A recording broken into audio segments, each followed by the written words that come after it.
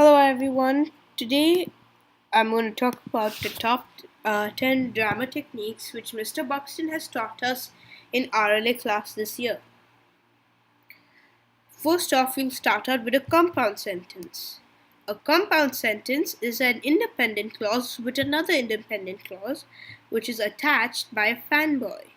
Fanboys are for, and, nor, but, or, yet, so. And together that makes a compound sentence. Here's an example of a compound sentence. Cite Faraday taught of choosing apprentices independent, so fanboys, he chose Citra and Rowan independent. Now this is a compounded complex sentence.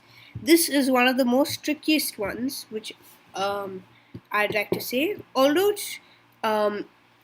let me first say what it is. The compound complex sentence is starts with an awubis word, which which are the following words of after, although, as, when, while, until, because, before, if, since.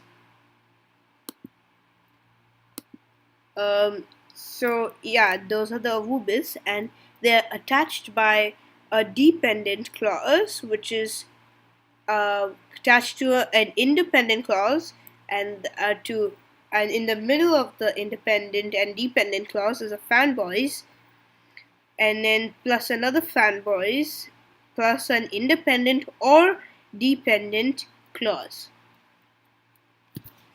This is a complex sentence. Let me first explain what a complex sentence is. A complex sentence is a awubis plus an independent clause plus a dependent clause, and makes a complex sentence. So because and awubis, the 3 sites killed everyone in the plane, it was most disgusting and sad. And the compound complex, I can read it for you. Although Citra threw Rowan across the room, awubis, Citra threw across the room, independent, and Rowan flew in the air, independent, but Rowan looked ugly, dependent.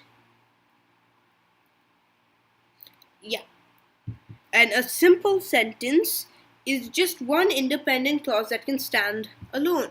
Mr. Buxton said that these simple sentences are quite a boring type. This is an example of a simple sentence. Citra wept over the man they had just killed. It's all one independent clause. This is an introductory clause. An introductory clause are dependent clauses that are at the beginning of sentences, like this.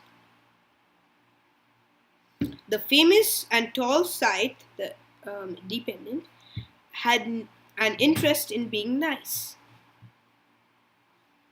This is and a positive is basically a type of verb which can be taken out of the sentence, and this describes it and tells you more about the noun. You can take these immediately outside the sentence and it would still say the same. However, those are only the ones with the commas. The positives with no commas means that where the appositive phrase begins, it's an important one. The intelligent, so let me read out the example. The intelligent sight Faraday, a famous sight, kills people as a job. There. And this is an infinitive. Infinitive starts with like to be frank, to be crazy, etc. To be frank, now this is the example, sorry. To be frank, Citra disliked the fact that she will one day kill people. These are absolute phrases. Her eyes fixed on her reflection of the braids, Citra did not know what she'd become in the future. Absolute phrases are kind of like opening and delayed adjectives, except that the noun is replaced with a pronoun, and the second part of the sentence is just a regular noun, and this part of the sentence can be removed entirely and the sentence would still make sense.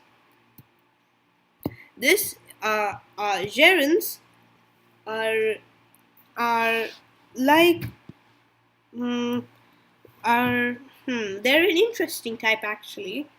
Uh, Gerunds start with usually an ing or an ed, a gerund phrase, and that certain phrase can be replaced with an it. Now here's a gerund phrase. Killing people can be a messy experience for anyone in the world. See this part. It's and usually the part with the ing that can be replaced with an it has to be a verb.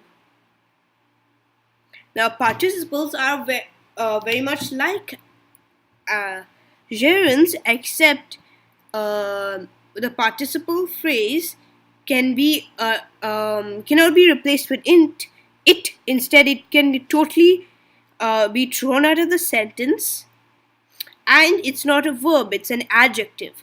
Looking average, Citra walked into the orchestra in that dress. That's an example right there. Thank you for listening. I hope you enjoyed and learned something new today.